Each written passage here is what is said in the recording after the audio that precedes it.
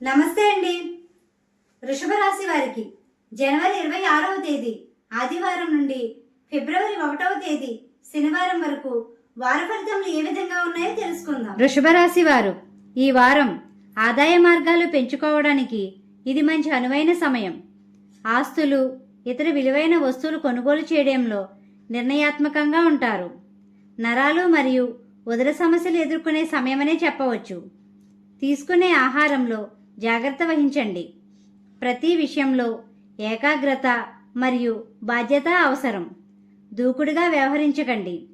మధ్యవర్తిత్వం మరియు షూరిటీలు లాంటివి జోలికి వెళ్ళకండి.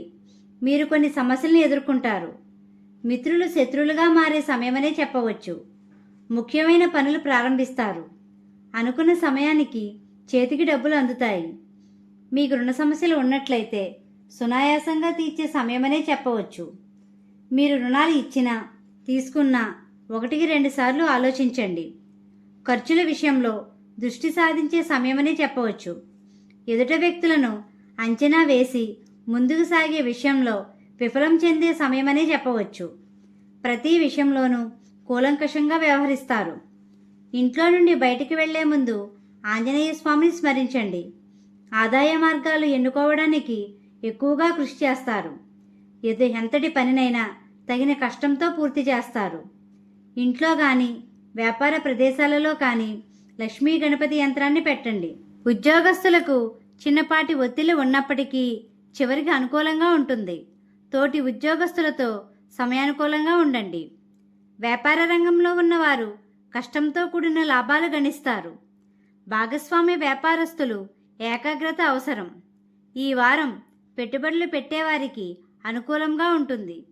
విద్యార్థులకు బాధ్యతగా వ్యవహరించవలసిన సమయం. ఉన్నత విద్య కోసం విదేశీ ప్రయత్నాలు చేసే వారికి సమయానుకూలంగా ఉంటుంది.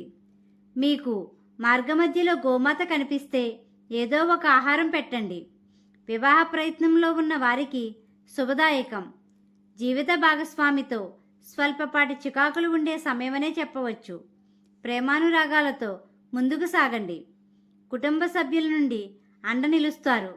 వాహన ప్రయాణాలు చేసేవారు జాగ్రత్త వహించండి.